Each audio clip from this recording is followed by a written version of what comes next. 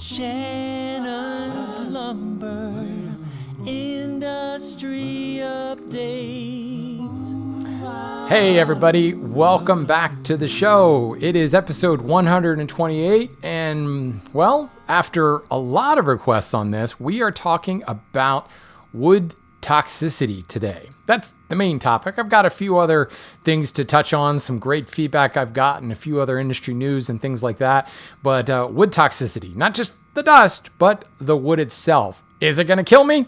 I don't know. We're going to find out what to look for, how it could represent, basically everything you wanted to know about wood toxicity.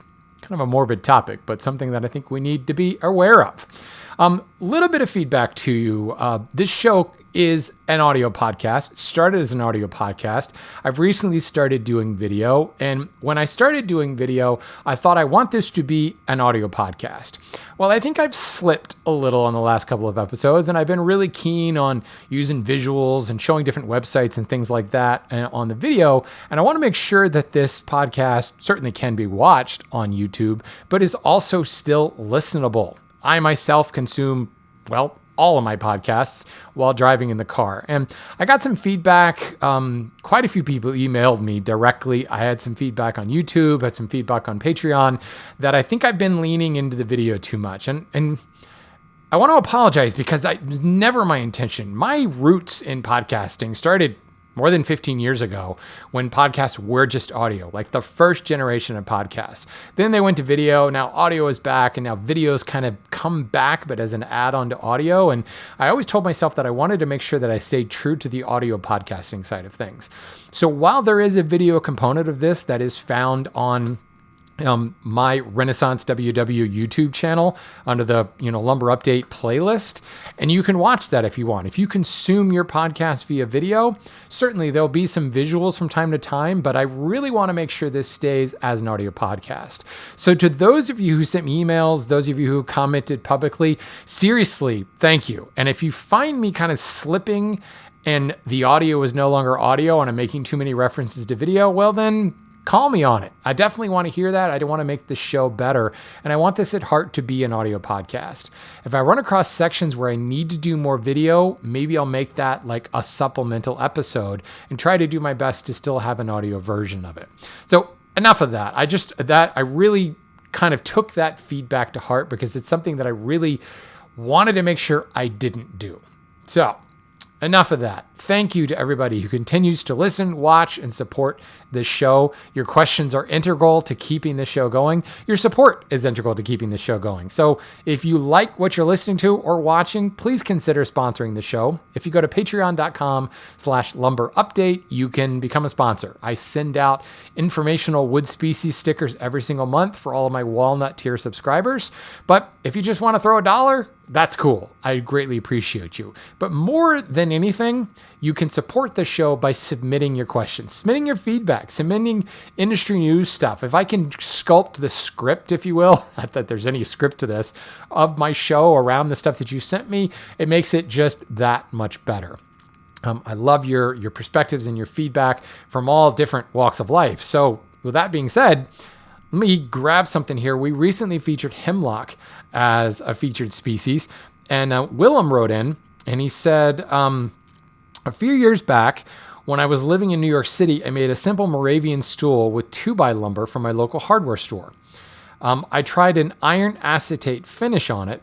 The legs, which were pine, didn't change color at all. The seat, which was hemlock, became a gunmetal gray in a matter of minutes. This all led down a rabbit hole to learn that New York State had incredible old-growth forests of eastern hemlock that were logged for their tannic bark to support that growing industry in New York State and New York City. I can imagine all the line shaft-driven machines running an old-growth hemlock tanned leather.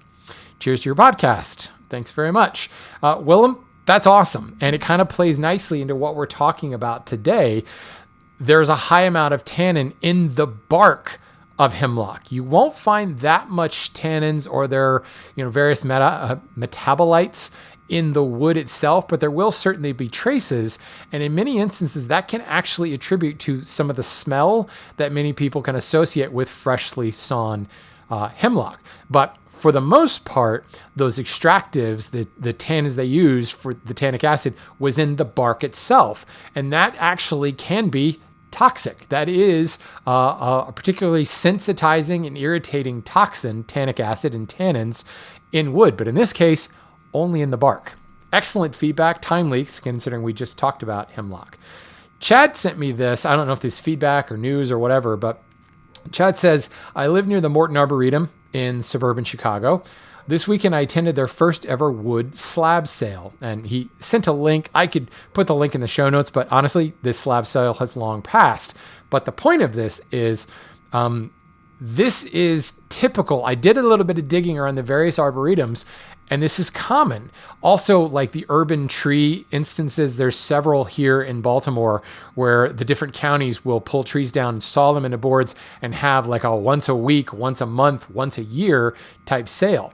These arboretums, however, really have incredible specimens of trees that, have been really well cared for. They're going to have not a whole lot of, I don't want to say defects, but they're going to be healthy trees, in other words. And you're going to be able to get opportunities to catch some crazy species you're not going to get commercially. So let's see. Chad actually said that they had a ticket sale strategy that seemed designed to discourage casual browsers. Tickets were on sale for $100, but 100% of the ticket price, essentially that's your cover charge to get in, 100% of the ticket price could be applied to your purchase. So basically you paid the cover at the door and they had slabs marked individually for price, and you found a $200 slab, you only paid $100 because you could credit your $100 entry fee. And I've actually seen, I came up with 3 different instances of arboretums doing the same thing. This is whether the Morton Arboretum came up with this first and everybody copied it or vice versa. This seems to be a kind of standard thing. In fact, I'm working on brewing something at my day job at J. Gibson McIlvaine where we have some material that is no longer in inventory and we need to move, and we're going to do some sort of like what's the word I'm looking for? Copay. I keep wanting to say copay. Can you tell how much I frequent bars? Cover charge. I've reached the age where I think copay before I think cover charge now. Welcome to my late 40s.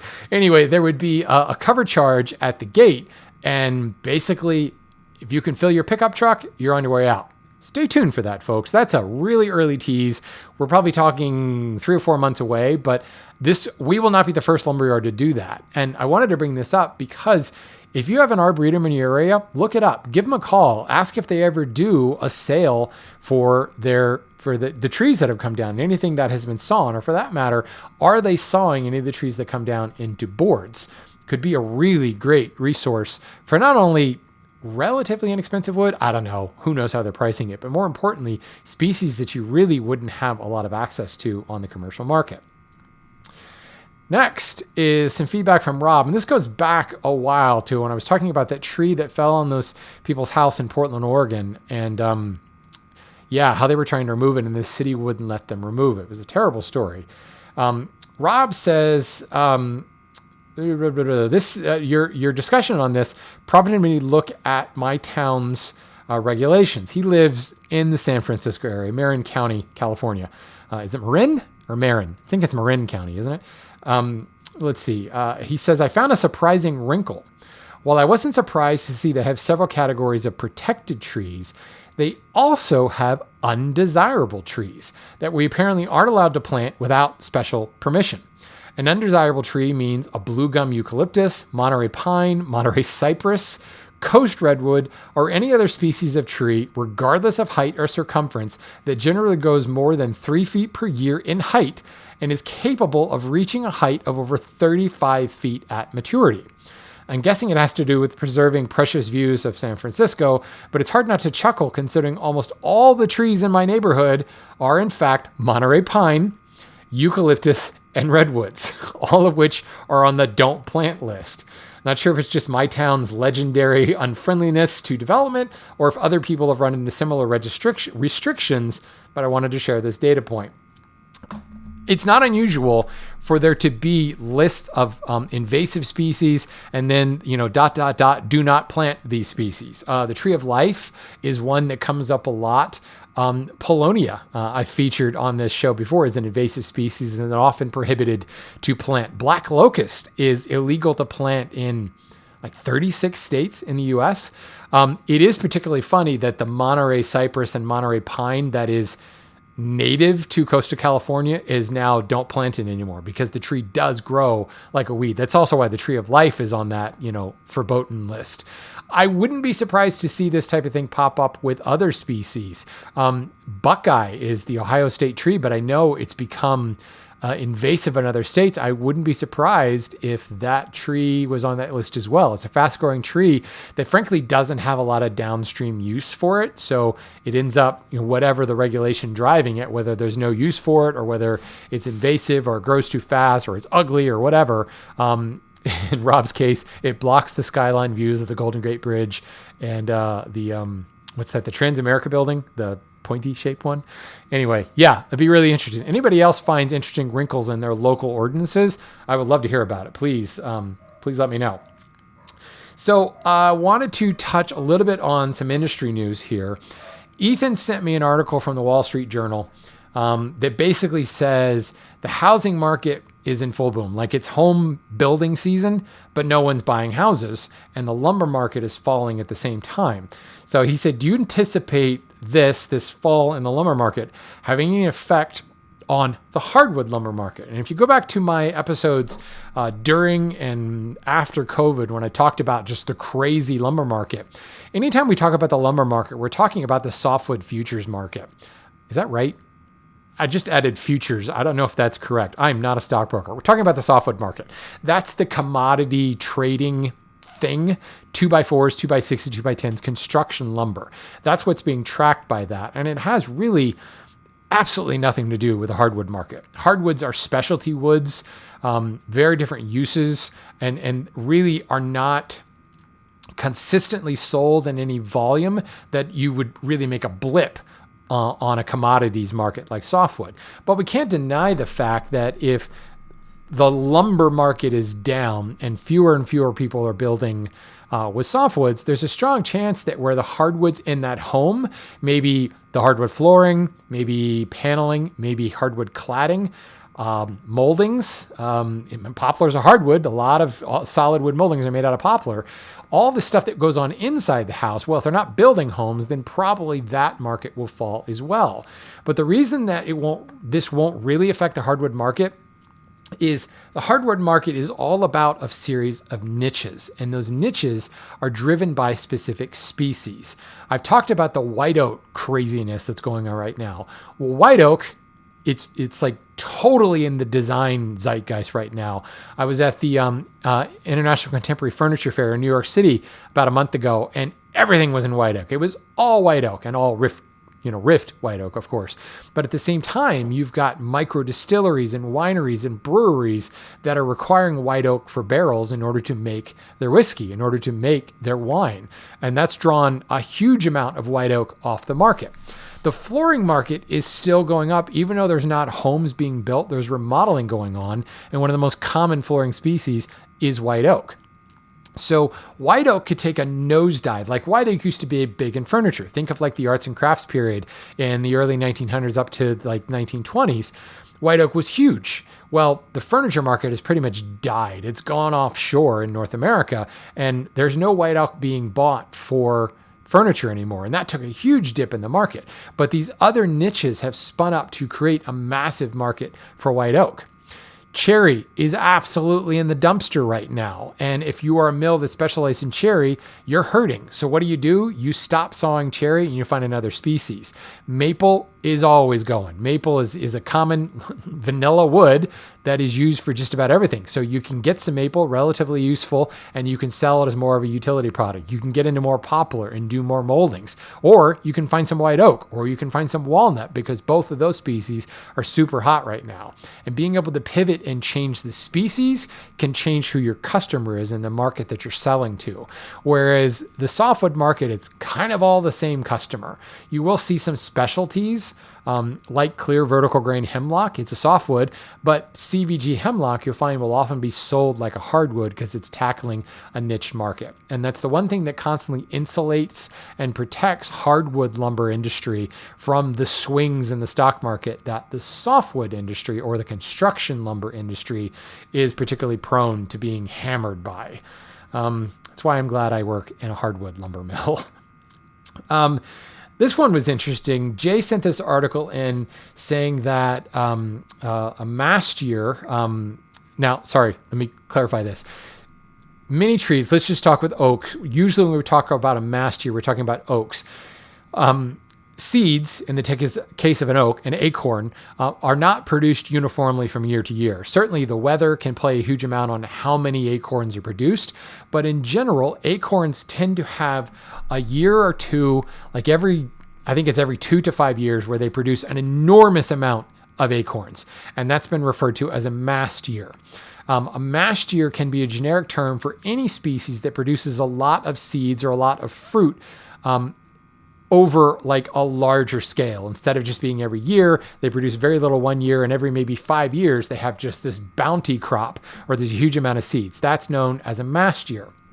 Well, Jay sent me this article saying that in the maples in the Northeast, there are an amazing number of maple seedlings everywhere. And this was on like a gardening forum. People kept finding these, quote, weeds that are actually sugar maples. And there is a mast year in New England on maples right now, producing a huge number of seeds.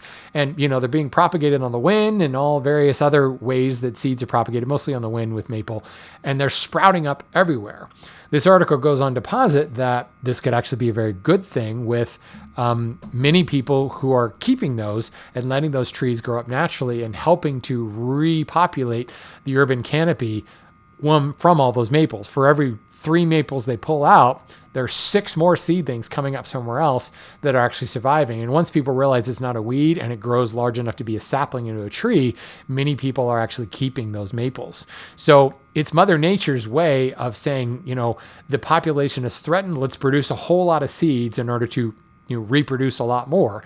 Or it's being threatened by a specific predator. So they're, blowing out a bunch of seeds to try to replenish the supply, replenish all their little children.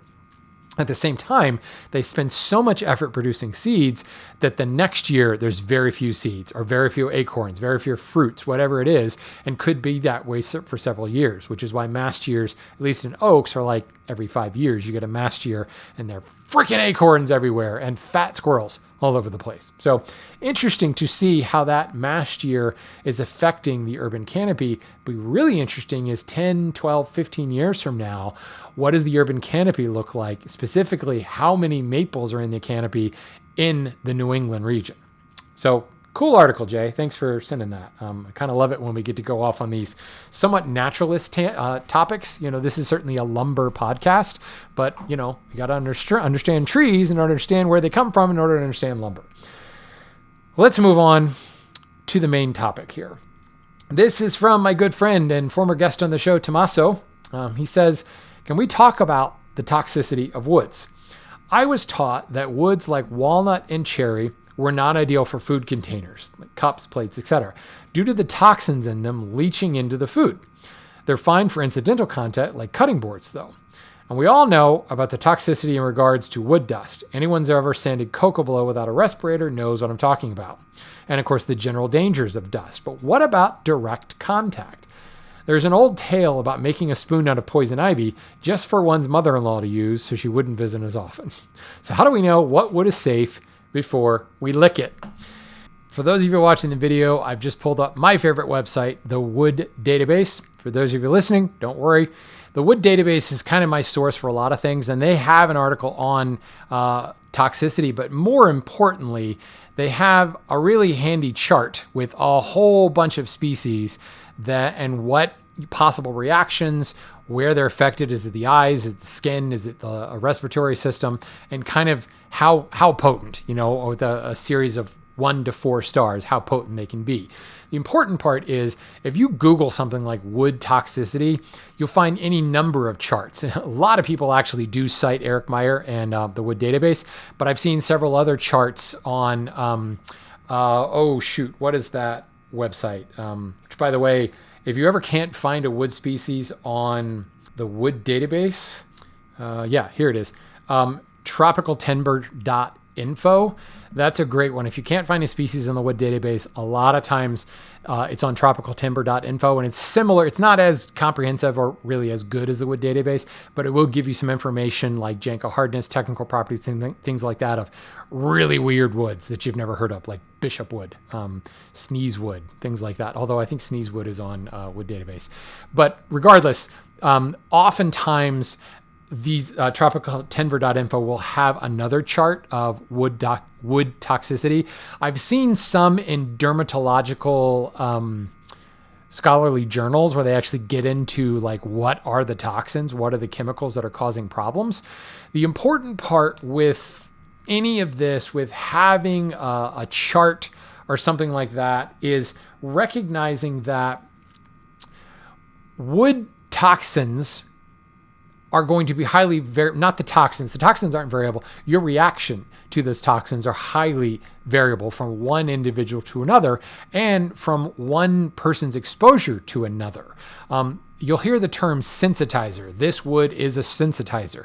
Sensitizer is a cumulative effect that the first time you use it, you may not notice any symptoms, but the more you use it, it's cumulative and it builds up and you get to the point where you can't even use that wood at all. I remember the founder of Bridge City Toolworks, John Economaki, had this issue. He had a wood dust sensitivity that built up and built up and built up to the point where he couldn't work wood at all anymore. It's really quite sad. So these charts are out there that give you kind of a quick reference as to what this wood may present in such symptoms.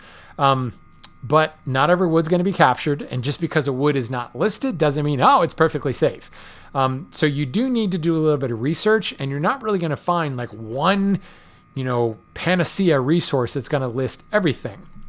A lot of times it's very experiential, and these lists, these charts will often show things that I look at and go, how is that toxic? I work with that all the time. I've never had a problem, and for years, decades, I've worked with that wood. So it's not like it's taken a while for the sensitivity to build up. It just doesn't affect me. Whereas other people I know are like, cannot handle white oak at all. White oak, I love it. Doesn't bother me in the slightest. For me, Western red cedar really gets to me, but it doesn't bother other people. My yard foreman can't even look at Iroko without breaking out in hives. I work with Iroko all the time and never had a problem. So certainly the charts are driven by other people's experience, and your experience may vary. I don't want to say take it with a grain of salt, because there's no question that these compounds are toxic to some extent, and you need to be aware of it. And if you're building things for other people, it's not just you, how you're reacting to it, but how they may run into it. So the important part is wood is generally only toxic when it's being cut or processed or machined of some sort. The dust certainly is an issue. The particles that it releases when you're turning into dust are the real things that can be harmful if inhaled. And that's really, wood dust is certainly carcinogenic. If you look up the material safety data sheet for wood dust, there is one MSDS for wood, because basically all wood dust is bad. Wear a respirator, try to keep it out of your lungs. It's more the tiny particulates causing problems than actually what's in the wood itself. But you can imagine if you aerosolate something that does have toxins in it and you're breathing it in, you're just getting it right into your system, and that can cause problems. Or if you get it on your hand and you rub your eye, you're putting it into your body. So certainly there are going to be woods that are going to affect your respiratory system. As you breathe them into your lungs, they will affect your lungs. If you get them in your eyes, you get the dust in your eyes, that causes a problem. If you get the dust on your skin, that causes a problem. But it is the breaking it down, creating the dust, the actual breaking apart of the fibers and that dust on your skin, which is causing the problem. Whereas if you took a block of sapele and I stuck that on my arm, it's not going to cause a reaction. But if I finely ground up that sapele into dust and sprinkled over my arm and left it there, it would be an irritant. Sapele can be an irritant to your skin if the dust is allowed to get there, because essentially you're freeing all those compounds, breaking them apart. Anytime you mill a board and you see, oh, that's a different color than like if I set it in the sun for 30 minutes, that oxidization is breaking down those chemicals, those toxins. When you freshly mill the board, that lighter color or sometimes variegated color is those fresh toxins that you've just exposed. So you can imagine if you take that wood and you ground it into fine dust and spread it over your skin, you're going to get a reaction. You're spreading out, almost increasing the potency of those toxins. So while we're breathing it in, and the dust, like the most benign dust, is going to bother you just because of the small nature of the particulates in your lungs. But if there's already nasty compounds in that fine particulate, that's really where things get to be a problem. So some woods like oak, which is really high in tannins and their metabolites, various tannic acids and things. Beech, that's got a saponin and some other polyphenolics in it. Those are definitely known to be human carcinogens. And oak is something you might be concerned about. It probably won't bother you if you're working with it in the shop, but if you inhale enough of the dust, that could really be a sensitizer, could build up and, in worst case, cause things like cancer. Things like birch, mahogany, teak, walnut, those all have a lot of toxins that in dust form could be a problem. Burning wood, certainly same type of thing. You're altering it. You're essentially combusting a lot of compounds and aerosolating them. Is that a word? Aerosolate? It sounds like a word. We're going to go with that. The other thing is with heat, you could be creating chemical reactions, creating things like benzene and formaldehyde with just, a relatively benign wood. So just touching the wood rarely does anything. Certainly, though, there are some species that are toxic to that extreme. Touch the board itself and you get a reaction. These are rare, but they're out there. So, like I said, certainly I don't want to brush over wood dust. Wood dust is a real problem. For most woodworkers, that's our biggest problem, especially from a sensitizer perspective that's building up and building up. Wear a respirator, use dust collection, use an air filter in your shop. That's the important part, because the other thing is, if there are toxins, if that wood does have an elevated toxicity level, it's in the dust. So if you're capturing the dust at your source, if you're preventing the dust from getting to you by wearing a respirator, if you're cleaning the dust out of the air with an air filter, those toxins are just not making it to your skin or to your eyes or to your lungs. Very, very important to control the dust. Let's talk about maybe symptoms, but what are the things, how will it be a problem?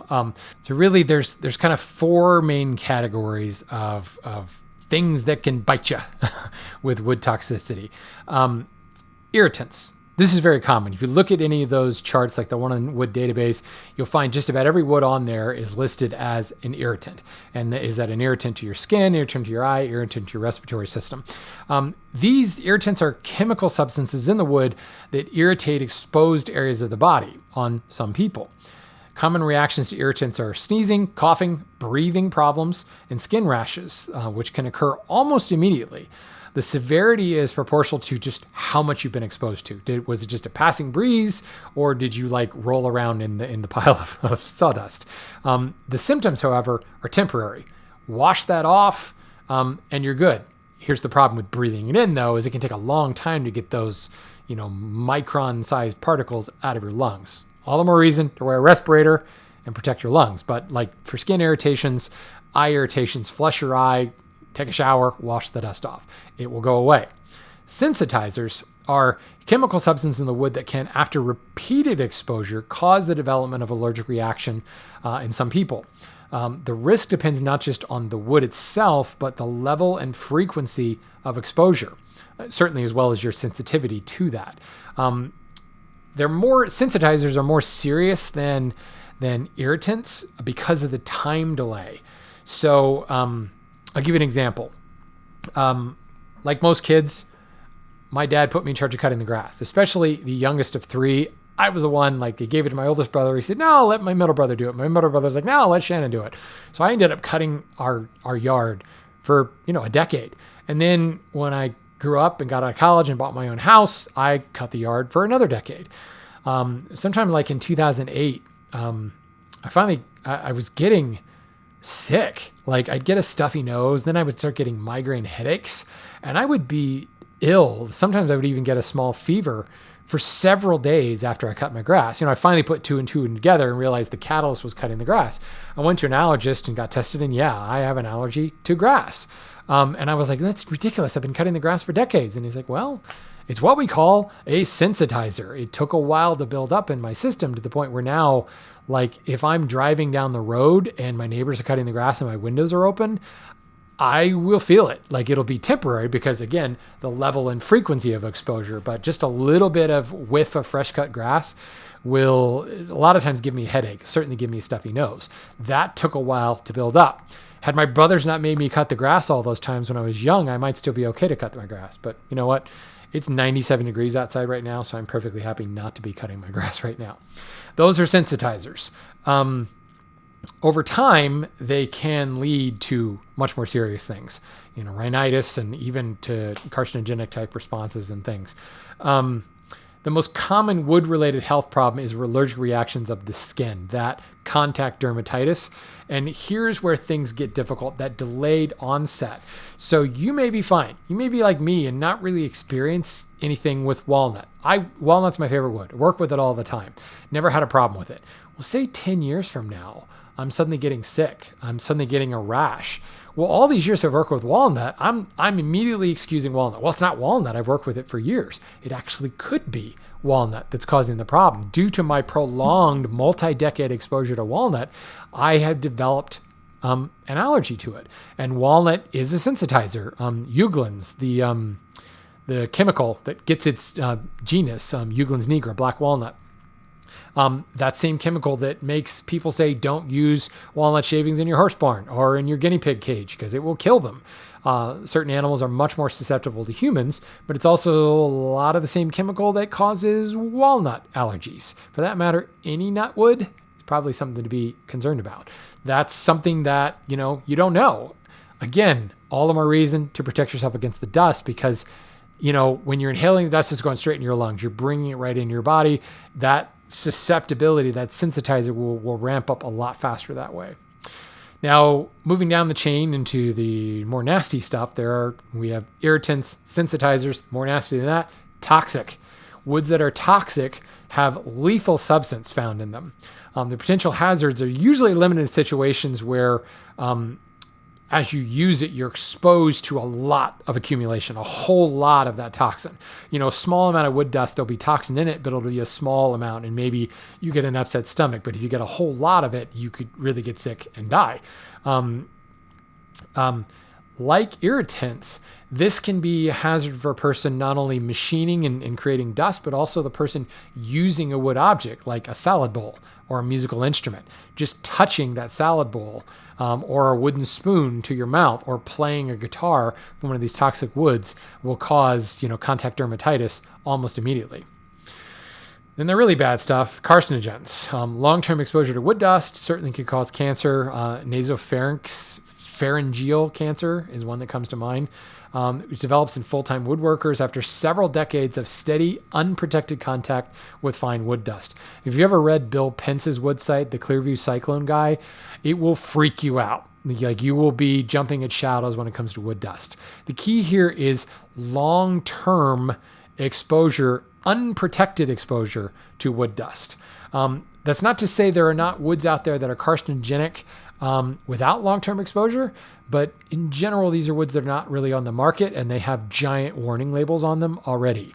But woods with higher levels of carcinogens in them, like tannins, oak, tannic acid, the wood dust in there will probably skip over the headache and go straight to cancer. So these are the ones that you got to be really concerned about. And for the most part, those are documented on the various and sundry charts that you can find online. The carcinogens are the really, really scary ones. Here again, proper dust protection. You'll be okay. So those are the things that cause problems and the various chemicals that present as irritants and sensitizers and toxic and carcinogenic. What are some precautions to take? Let your wood oxidize. stick it in the sun for an hour or just leave it on your bench overnight. Generally, when you freshly mill a board, you want to let it rest for a little bit anyway to acclimate and get any kind of movement out of its system. But you'll also notice, especially if when you mill a wood, it has a strong scent to it, but you come back the next day and that scent is gone. That's what's happening as it oxidizes, as it acclimates, as the sun beats on it. The UV comes down and those chromophores actually break apart those long chain carbon compounds, those toxins, and bond with them and send them into something else. That's what causes that kind of mellowing of the color in the sun or the slight darkening of something like cherry in the sun. But the same thing happens with this exposure to oxygen. It's sweeping away a lot of those toxins. And if you are particularly susceptible to a wood or just, say, asthmatic to begin with, milling your wood, wearing a respirator, walking away and letting the wood sit for 24 hours will really knock down some of the reactions to it. Another thing you do that speeds this process up is wiping down the wood with mineral spirits to kind of neutralize these compounds. I'm sure you've heard the idea that if you're working with a really oily wood and you want to glue it, wipe it down with mineral spirits to remove the oil and lets the glue bond a little bit better. What you're doing is you're wiping it down with mineral spirits is you're cleaning off those oily toxic substance that are right on the surface of the wood that you're getting on your hands, that you could potentially putting in your eyes if you scratch your eye or your nose. When you cut the wood with the oil right on the surface, those fine dust particles are coated in oil that you're breathing in or settling on your skin and causing problems. Wiping it down with mineral spirits or naphtha, I don't know if neutralize is the right word, but it removes those oils. So when you're touching and handling the wood, you're not getting those toxins right on your skin. Now, the oilier the wood, the faster the oil will come back. But even working with like super oily woods like rosewoods and teaks, I found that wiping down with mineral spirits gives me a good hour of working time before that oil you start to see it again, coming back up to the surface. So if you have a problem, maybe don't work with rosewoods or teaks to begin with, but say for whatever reason, gun to your head, you have to work with teak.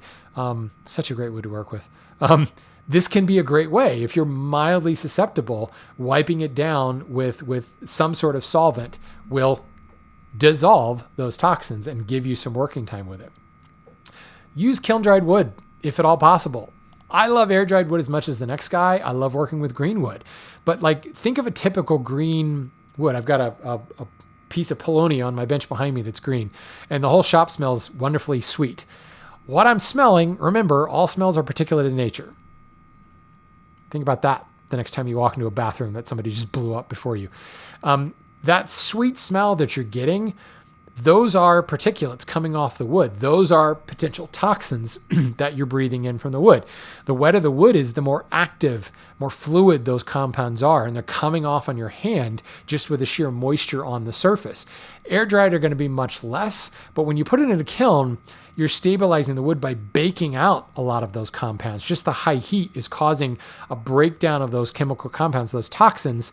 Other things like steamed wood, it's leaching out those toxins. That's what's creating, like steamed walnut is not nearly as variegated in color. It's pulling out those toxins, that Juglans toxin that causes problems.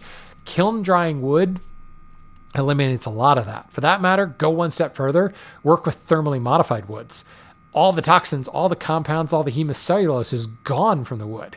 Now, in this case, the wood is much more dusty, so wear a respirator. You've got more benign dust, but it's still small particulates that can cause respiratory issues. But certainly, the drier the wood, the less prevalence of toxins you will run into. They're not all gone, but you'll find that a lot of them are gone. Certainly, I've said wear a respirator about 100 times already. Cover up. Wear long sleeves. Wear gloves if necessary. If you're particularly sensitive to contact dermatitis, cover up your exposed skin.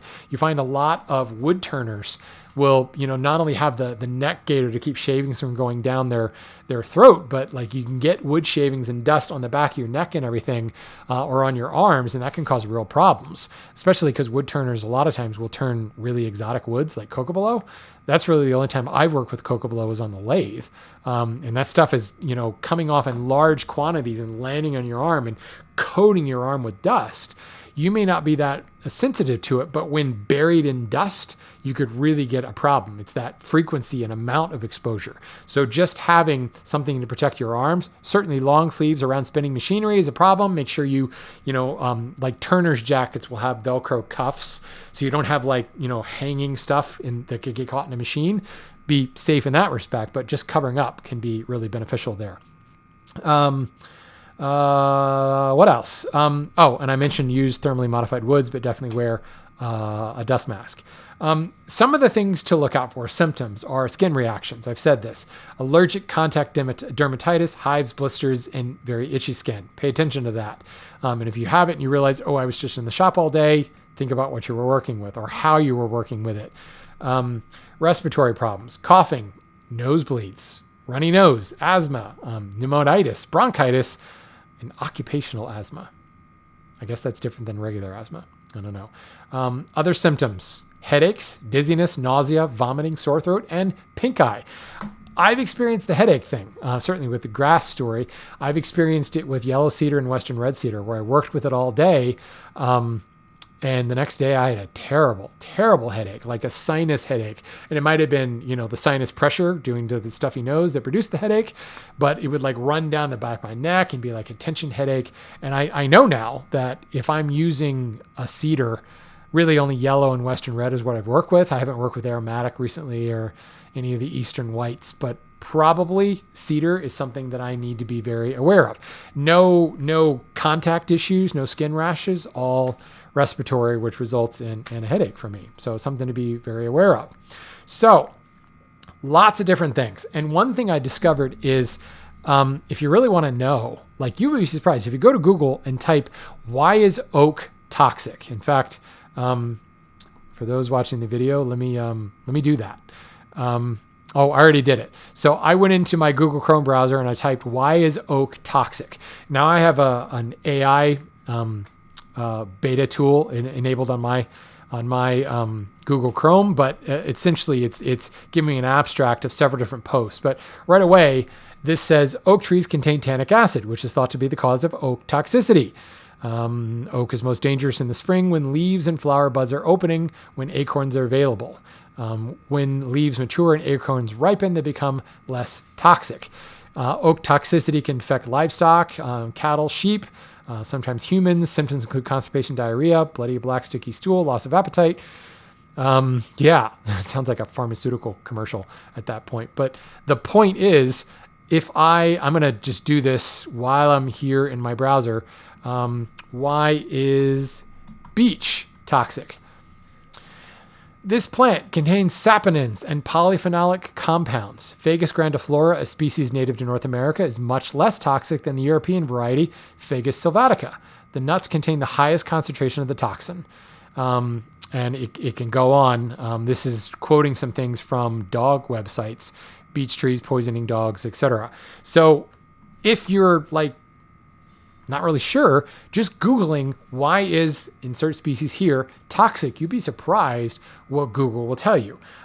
Because so much of this information is publicly available, and the information collated together into these charts that I talked about is coming from various medical journals and things like that. So just Googling your wood species will tell you a great deal there. But let's talk about some basic rules of thumb.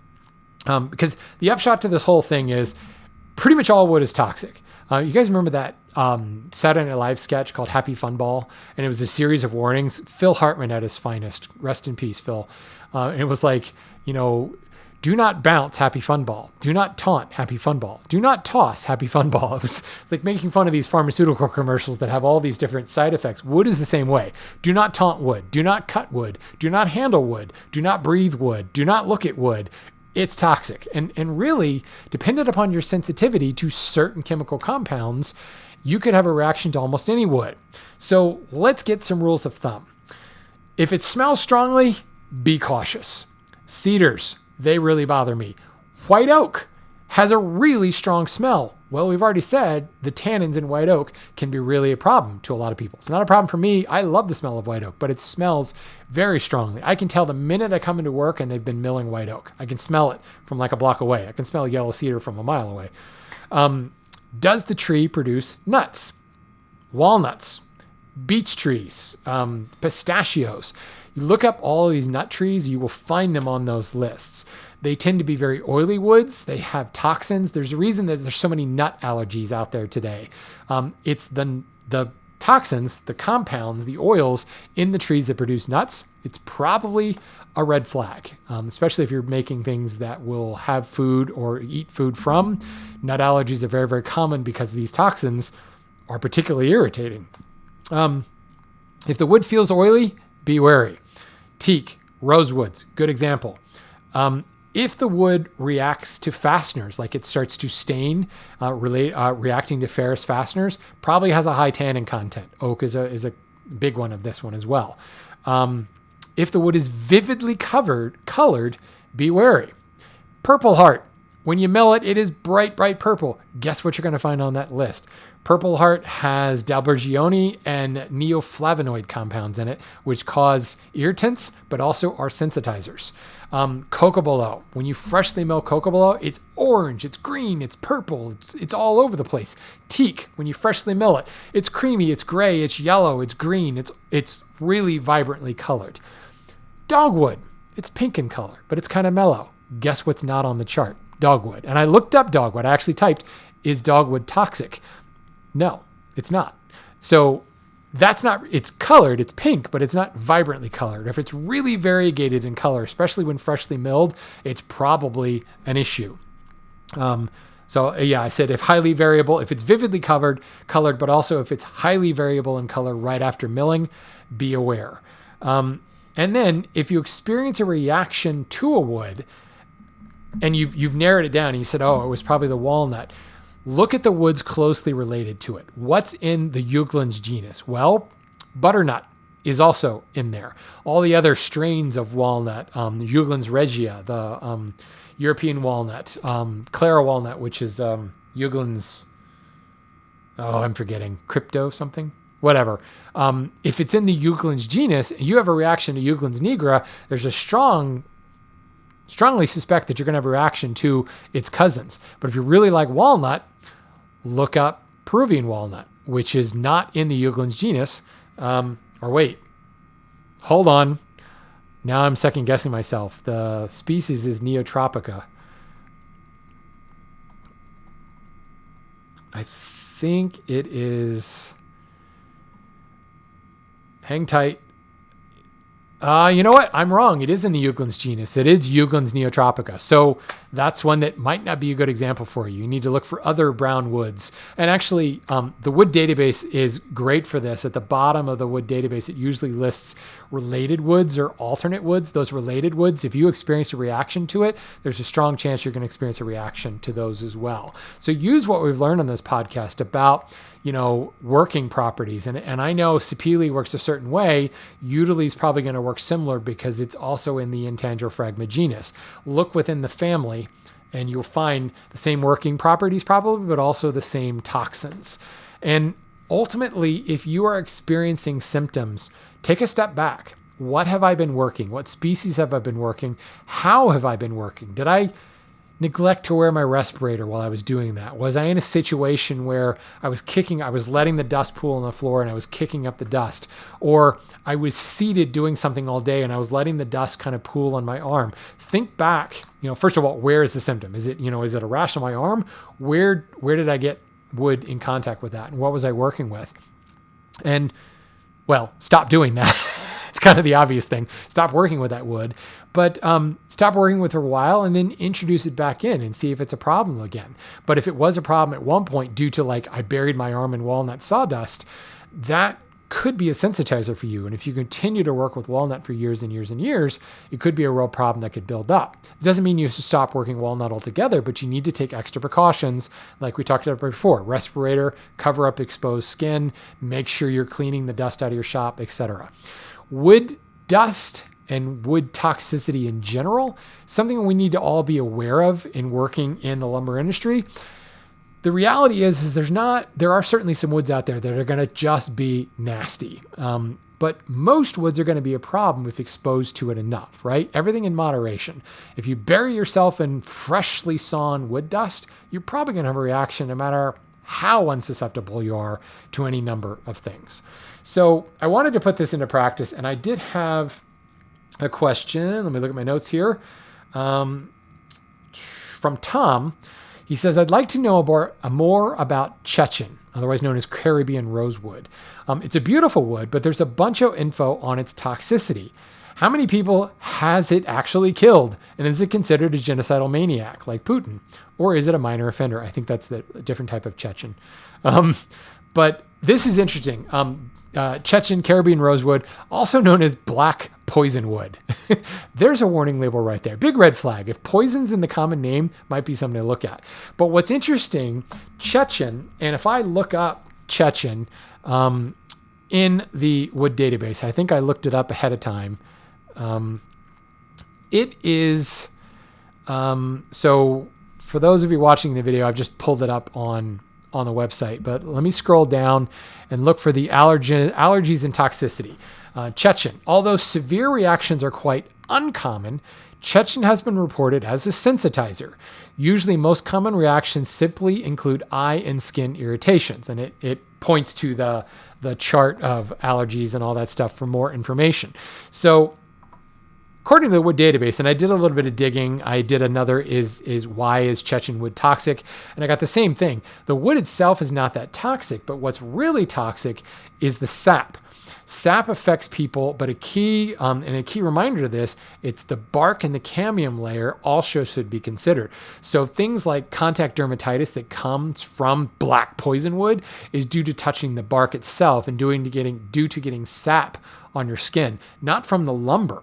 Certainly those chemicals came from somewhere in the wood, and there's going to be trace amounts of those chemicals in the wood itself, and that's probably what's causing some of the more uncommon dermatitis type things. But Chechen itself, I wouldn't actually rank it as that harmful of a wood. But here's the thing, folks. If you're working with live edge slabs, there's bark, there's cambium layer, there's sapwood in there. There's going to be higher concentrations of those toxins in the bark and those outer layers, the living part of the tree, that you may need to be aware of. And maybe you don't work with a live edge version of that particular wood. You cut that bark off and you work with the more tame heartwood in the middle, which is not going to have as many, or at least the level of potency, the level of concentration that you might find in the living parts of the tree.